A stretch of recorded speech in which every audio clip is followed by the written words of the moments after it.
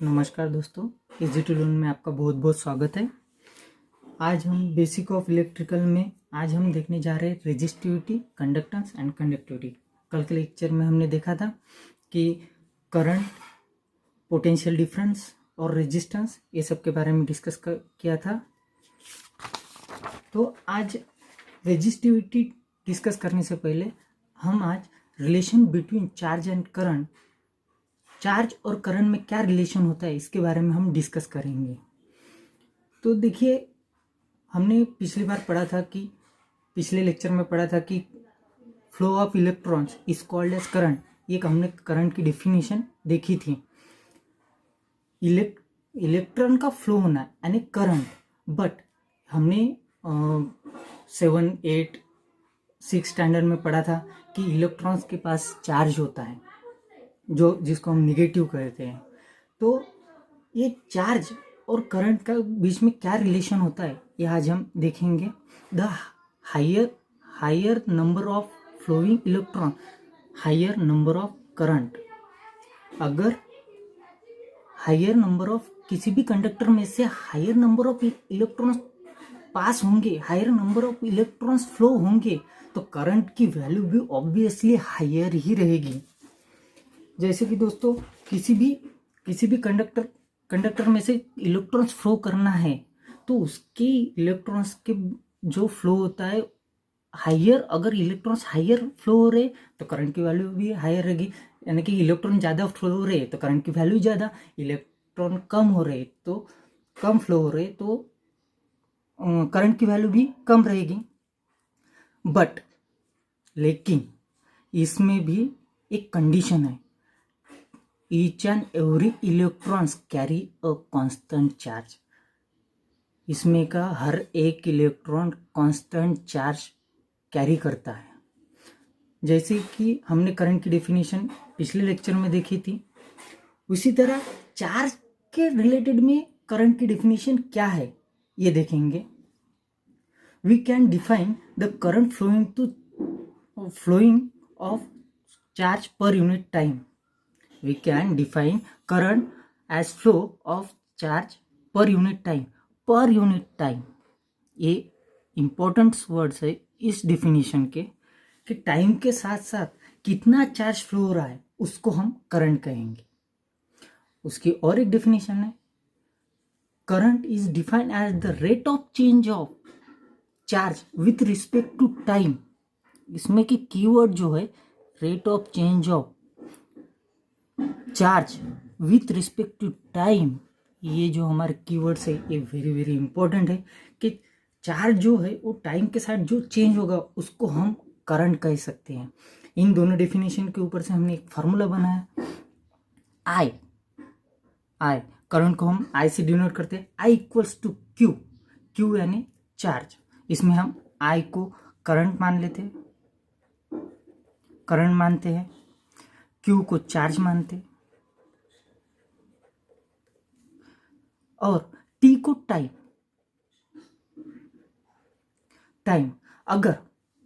अगर मैंने कंडक्टर में जो फ्लो होने वाला करंट है इलेक्ट्रॉन से, मैं इलेक्ट्रॉन्स यहाँ पे वर्ड यूज कर रहा हूँ, इलेक्ट्रॉन से अगर उसका मैंने चार्ज बढ़ा दिया तो ऑब्वियसली मेरा करंट भी बढ़ेगा।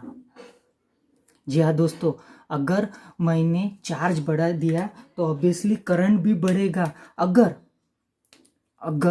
मैंने टाइम बढ़ा दिया तो करंट डिक्रीज होगा। ये दोनों इन्वर्सली प्रोपोर्शनल है, टाइम और current. But current and charge Q अपने डायरेक्टली प्रोपोर्शनल है। ये छोटा सा डिस्कशन था चार्ज और करंट के बीच में का, जो मैंने आपको समझा दिया है। ये नोट्स है, पॉइंट्स है, आप कलेक्ट कर लीजिए। बाद में मैं आपको इसके नोट्स लिंक प्रोवाइड कर ही दूंगा। अब देखते हैं कल दोस्तों, तो कल हमने रेजिस्टेंस पढ़ा था, रेजिस्टेंस की डेफिनेशन देखी थी, उसका फॉर्मूला देखा था।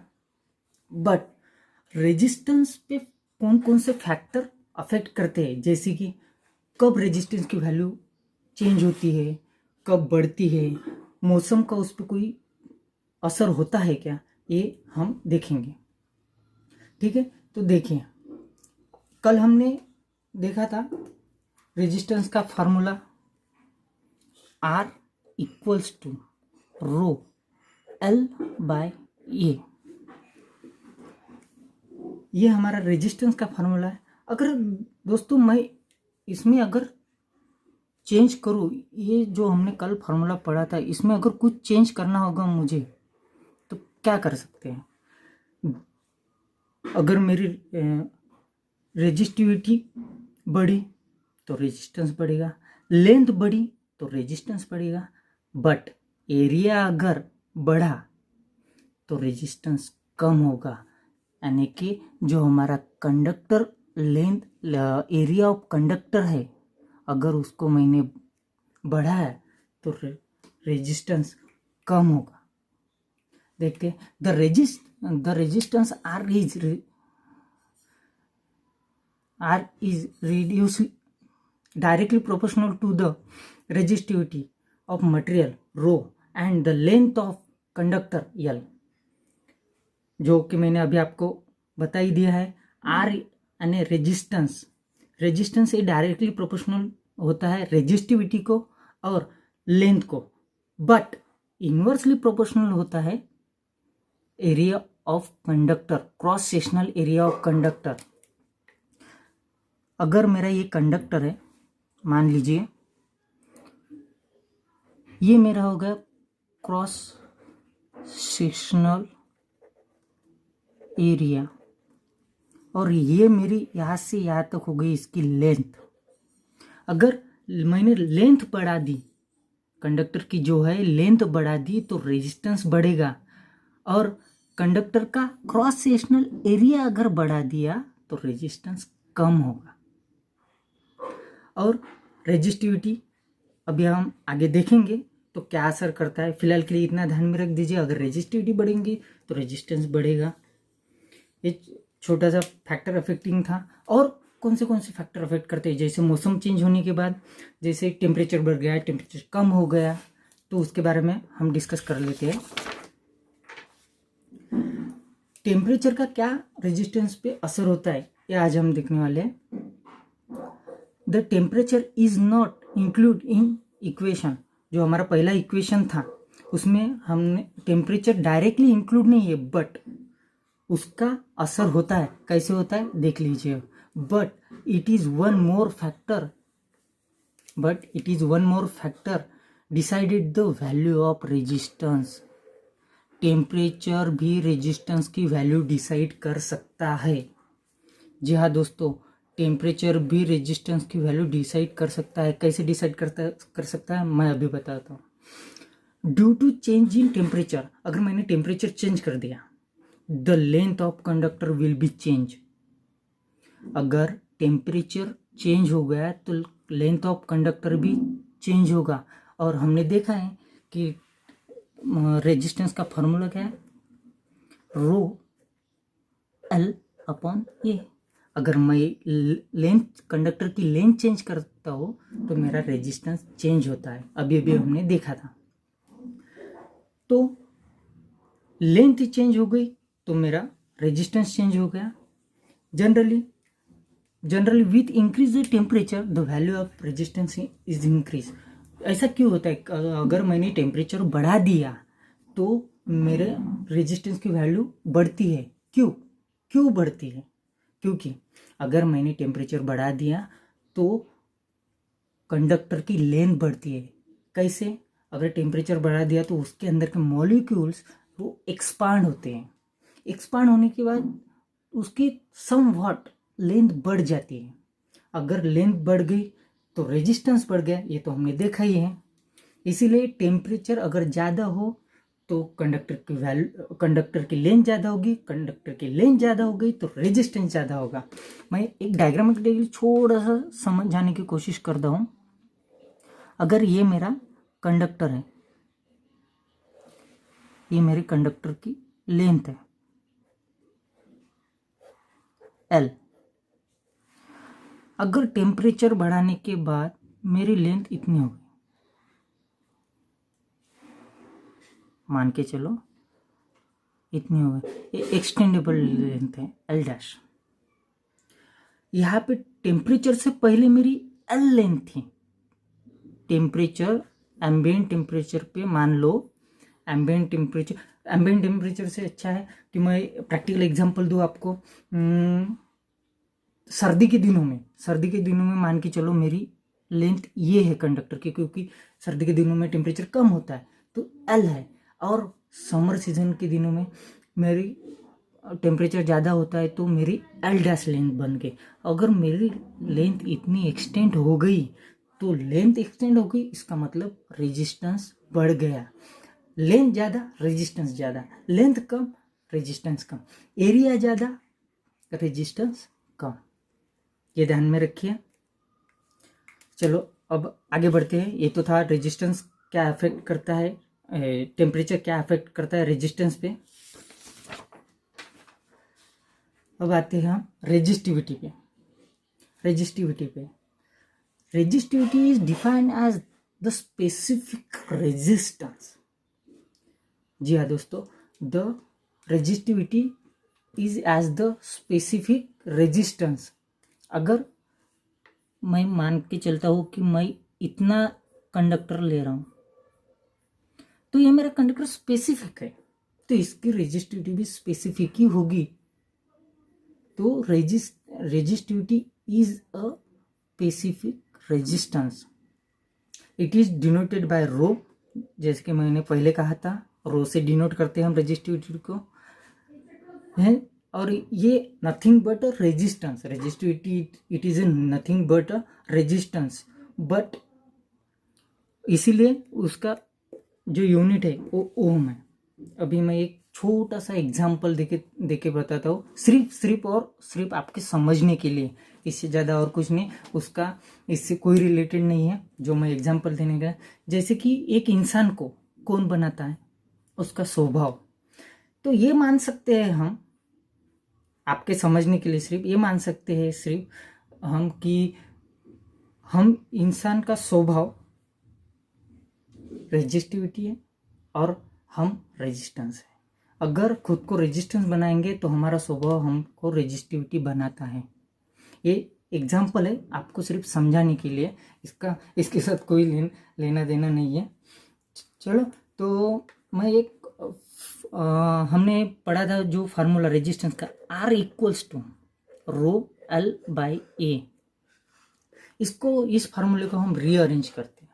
देखो अगर इसमें, ये तो सिंपल मेथड है, 8, 9, 10 में आप पढ़े ही होंगे। अगर मेरे को रो निकालना है यानी कि रेजिस्टिविटी निकालना है तो मैं क्या करूँगा, रो इक्वल्स टू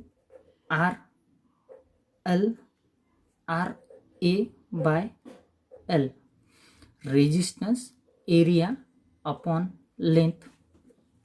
ठीक है, ये हो गया हमारा रेजिस्टिविटी निकालने का फॉर्मूला। इसमें हमारा रो हो गया रेजिस्टिविटी, R हो गया resistance, cross sectional area of conductor, length of conductor. Okay, अब देखिए रेजिस्टिविटी डिपेंड करती है रेजिस्टेंस पे। अगर रेजिस्टेंस ज़्यादा होगा तो रेजिस्टिविटी ज़्यादा होगी। आप फार्मूले से समझ ही सकते हो, डायरेक्टली प्रोपोर्शनल है एरिया और रेजिस्टेंस से, और इन्वर्सली प्रोपोर्शनल है लेंथ से। अगर हमारी रेजिस्टिविटी डिपेंड है रेजिस्टेंस पे, क्रॉस सेक्शनल एरिया पे और लेंथ पे। और आगे देखते हैं, अभी हम देखेंगे रेजिस्टेंस की डेफिनेशन, रेजिस्टिविटी की definition. The specific resistance of material और रेजिस्टिविटी इज डिफाइंड एज, हम रेजिस्टिविटी को रेजिस्टेंस ऑफ स्पेसिफिक मटेरियल भी कह सकते हैं, जैसे कि हमने पिछले पेज में पहला पॉइंट में जैसे डिनोट किया था। चलो, define as the resistance of piece of material which is 1 metre long and of cross and one unit cross sectional area. चलो मैं यहाँ पे समझा के देता हूँ। अगर मैंने कंडक्टर की 1 मीटर की लेंथ ले ली, कंडक्टर की जो है मैंने 1 मीटर की लेंथ ले ली, 1 मीटर, अगर उसका एरिया भी, ये जो एरिया यूनिट हो, यूनिट में यूनिट यानी 1, अगर 1 हो तो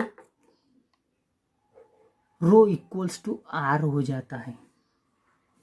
देखिए दोस्तों, अगर रो इक्वल्स टू आर लेने के लिए हमको 1 मीटर की लेंथ लेनी पड़ेगी और 1 मीटर स्क्वायर का एरिया लेना पड़ेगा। यानी कि अगर लेंथ और एरिया अगर सेम हो, यानी कि 1 मीटर का लेंथ और 1 मीटर स्क्वायर का एरिया अगर लिया तो रेजिस्टर और रेजिस्टिविटी सेम हो जाएगी। इसका मतलब इसको हम 2 मीटर, 3 मीटर, 4 मीटर के लिए भी रख सकते हैं। ये इसका एक स्टैंडर्ड रेशियो है। एक हम डिफाइन कर सकते हैं कि स्पेसिफिक रेजिस्टेंस या रेजिस्टिविटी अगर मैंने कंसीडर किया कि 1 मीटर लॉन्ग लेंथ ले ली और यूनिट क्रॉस सेक्शनल एरिया अगर ले लिया तो रो इक्वल्स टू आर हो जाता है। ठीक है, अब इसके आगे अगर मैंने रेजिस्टेंस, आपको हमने देखा था कि रेजिस्टेंस की डेफिनेशन देखी थी, opposition of flow of current. अगर करंट को अपोज करने के लिए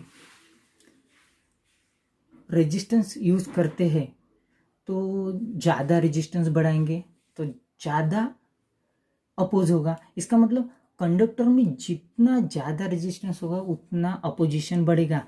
तो कंडक्टर कैसे चाहिए अपने को? कम से कम अपोजिशन वाले, यानी कि कम से कम रेजिस्टेंस, कंडक्टर की वैल्यू कम, बेस्ट होता है कि कम से कम रेजिस्टेंस हो। जैसे कि इसीलिए तो हम घर में कॉपर यूज़ करते हैं, क्योंकि कॉपर की रेजिस्टेंस की वैल्यू एकदम कम होती है। उससे भी फाइन चाहिए तो सिल्वर, गोल्ड, प्लैटिनम, ये जो है ये तो बहुत, इनकी तो रेजिस्टेंस की वैल्यू बहुत ही कम होती है। बट हमारे इकोनॉमिकल पर्पज से हम कॉपर इस्तेमाल करते हैं। और उसके बाद उसके नीचे नंबर लगता है एल्यूमिनियम का। जो बड़े काम है वो एल्यूमिनियम से करते हैं हम, क्योंकि एल्यूमिनियम के कंपेयर में कॉपर की रेजिस्टेंस वैल्यू कम है। इसलिए हम अच्छे से अच्छे सर्किट बनाने के लिए कॉपर के वायर यूज़ करते हैं। इसका मतलब क्या हुआ, जिस सर्किट में या फिर जिस मटेरियल में रेजिस्टेंस की वैल्यू कम होगी वो बेस्ट कंडक्टर कहलाया जाएगा। Lowest value of specific resistance, lowest value of specific resistance यानी कि रेजिस्टिविटी की वैल्यू जिस कंडक्टर में कम होगी वो बेस्ट कंडक्टर कहलाया जाएगा। अगर ठीक है कम है तो अच्छा कंडक्टर है, बट अगर किसी भी कंडक्टर में अगर मैंने रेजिस्टेंस की वैल्यू बढ़ा दी तो एक टाइम ऐसा आएगा कि उसमें से करंट फ्लो ही नहीं होगा। इसीलिए अगर करंट फ्लो नहीं होगा तो वो एक्ट एज ए इंसुलेटर करेगा। इंसुलेटर, हाँ दोस्तों, इंसुलेटर के बारे में यहाँ पे थोड़ा सा बता देता हूँ। इंसुलेटर यानी जिसमें से करंट फ्लो हो नहीं सकता। जैसे हमारा प्लास्टिक, उसमें से करंट फ्लो होता नहीं। जैसे उड़न, इसमें से करंट फ्लो होता नहीं। इसीलिए तो हम इनको रबर इंसुलेशन करके जो हमारे कंडक्टर के ऊपर लपेटा जाता है। जैसे कि हमारे घर पे कोई भी वायर होते हैं उसके ऊपर रबर का इंसुलेशन होता है, तो वो बेस्ट इंसुलेशन होता है। उसमें से करंट बाहर नहीं निकलता, इंजुरीज नहीं होती, इसलिए वो बेस्ट इंसुलेटर है, क्योंकि उसमें से करंट फ्लो ही नहीं हो सकता। तो इसलिए वो क्यों नहीं हो सकता? क्योंकि उनमें जो मटेरियल है उनकी रेजिस्टिविटी की वैल्यू एकदम हाई है, एकदम हाई। वो उनको बहुत अपोज करता है करंट को, इसलिए करंट फ्लो नहीं होता, इसलिए उसको हम इंसुलेटर कहते हैं। चलो, इंसुलेटर और कंडक्टर, इनमें का डिफरेंस आपको समझ में आ गया। तो मेरे दोस्तों, आप ये बात ध्यान में रखो, अगर कंडक्टर बनाना हो आपको तो उसमें आपको मिनिमम रेजिस्टेंस की वैल्यू रखनी पड़ेगी, और अगर आपको इंसुलेटर बनाना हो तो मैक्सिमम रेजिस्टेंस की वैल्यू रखनी पड़ेगी। ये हो गया इंसुलेटर और कंडक्टर में का डिफरेंस। अब हम देखते हैं कंडक्टेंस। जी हाँ दोस्तों, जैसे हमने देखा था resistance, opposition of flow of current, जैसे देखा था अगर कोई चीज़ रेजिस्टेंस, जैसे कोई चीज़ अगर करंट को अपोज कर सकती है तो वैसे ही कोई चीज़ करंट को पास करने के लिए मदद भी कर सकती है। तो वही चीज़ है कंडक्टेंस, जो करंट को पास होने के लिए मदद करता है, वो करंट को अलाउ करता है कि हाँ भाई इसमें से तुम गुजर सकते हो। जैसे कि मेटल इज अ कंडक्टर, उसमें से करंट पास होना ही होना है, तो वो करंट को अलाउ करता है, इसलिए उसको कंडक्टर कहते हैं। अब क्योंकि हमारे घर में मेटल की, किसी के हो सकता है किसी के घर में प्लास्टिक के कंडक्टर हो, not, that is not possible. The conductance is defined as reciprocal of resistance. Resistance के ठीक उल्टा, यानी कि रेजिस्टेंस के ठीक विपरीत काम करता है ये कंडक्टेंस। अगर रेजिस्टेंस का काम है अपोज करना, तो कंडक्टेंस का काम है उसको अलाउ करना। मैं वुड का पीस ले लेता हूँ और एक मेटल का पीस ले लेता हूँ, करंट फ्लो किस में से होगा? डेफिनेटली मेटल के पीस में से करंट पास होगा, वुड के पीस में से होगा नहीं। तो क्या हो रहा है, वो मेटल का पीस जो है वो उसको अलो कर रहा है कि हाँ भाई तुम इसमें से करंट को बोल रहा है, हाँ भाई तुम इसमें से गुजर सकते हो। लेकिन वुडन ऐसा नहीं कर रहा है। वुड का पीस जो है उसमें से वो अपोज कर रहा है, उसकी वैल्यू ज़्यादा है, उसकी रेजिस्टेंस की वैल्यू ज़्यादा है। इट इज़ डिनोटेड बाय, इसको कंडक्टेंस को हम जी से डिनोट करते हैं। और रेजिस्टेंस, देखिए इसमें बहुत इंटरेस्टिंग बात है, यूनिट में रेजिस्टेंस का यूनिट हमने देखा था ओहम, जो कि ऐसा था। अगर रेजिस्टेंस के विपरीत, टोटली विपरीत, अगर रेजिस्टेंस के विपरीत अगर कंडक्टेंस है तो उसके विपरीत ही इसका यूनिट होगा।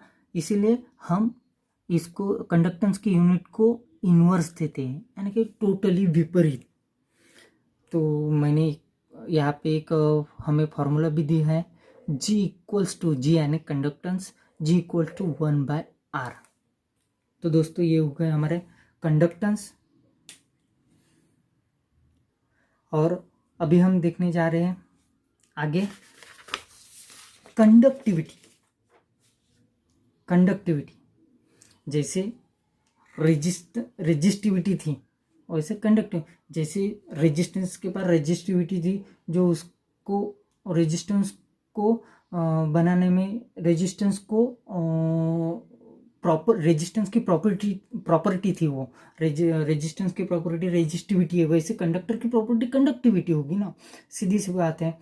तो conductivity is defined as the reciprocal of resistivity. ये एकदम ध्यान रखना, अगर आपने यहाँ पे रेजिस्टेंस लिख लिया तो टोटली रॉन्ग हो जाएगा। कंडक्टिविटी रेसिप्रोकल है रेजिस्टिविटी की, यानी कि रो की, and its unit ohm per metre और सीमेंस पर मीटर भी लिख सकते हैं हम। तो फार्मूला क्या बनेगा हमारा, conductivity is equal to 1 resistivity, यानी कि मैं अगर इसको लिखना चाहूँ symbol sigma equals to 1 rho, ये हो गया हमारा फॉर्मूला। अगर किसी भी चीज में कंडक्टिविटी ज्यादा हो और रेजिस्टिविटी कम हो, ऐसी कौन सी चीज है? Metal, obviously metal. अगर रेजिस्टिविटी ज्यादा है और कंडक्टिविटी कम है, ऐसे कौन सी? वुड, प्लास्टिक, बहुत सारी चीजें हैं कि जो करंट को अलाउ नहीं करते। मेटल जो है उसमें कंडक्टिविटी ज़्यादा होती है, इसलिए वो वो करंट अलो करता है। और ग्लास माइका हो गया, ग्लास भी है, प्लास्टिक भी है, ये सब चीज़ें जो है वो कंडक्टिविटी अलो नहीं करते, उनके पास रेजिस्टेंस की वैल्यू बहुत ज़्यादा होती है, करंट अलो ही नहीं करते वो लोग। इसीलिए हम मेटल का इस्तेमाल करते हैं करंट फ्लो करने के लिए। दोस्तों एक एग्जाम्पल है हमारे पास जो बेसिक सा है, एकदम बेसिक सा, जो अभी हम बेसिक पढ़ रहे हैं तो बेसिक सा है। अगर मैंने 100 मीटर की लेंथ ले ली, L = 100 मीटर, रेजिस्टेंस निकालना है हमें इसमें, रेजिस्टेंस। अगर मैंने 100 मीटर की लेंथ ले ली और यूनिफॉर्म क्रॉस सेक्शनल एरिया यानी कि ये uniform cross sectional area A 0.01 mm², अगर 0.01 mm² है तो इसको हम मीटर में कैसे करेंगे? 0.01 इंटू 10⁻⁻⁶ है। ठीक है, ये हमारा मीटर में कन्वर्ट हो गया, क्या दिक्कत है?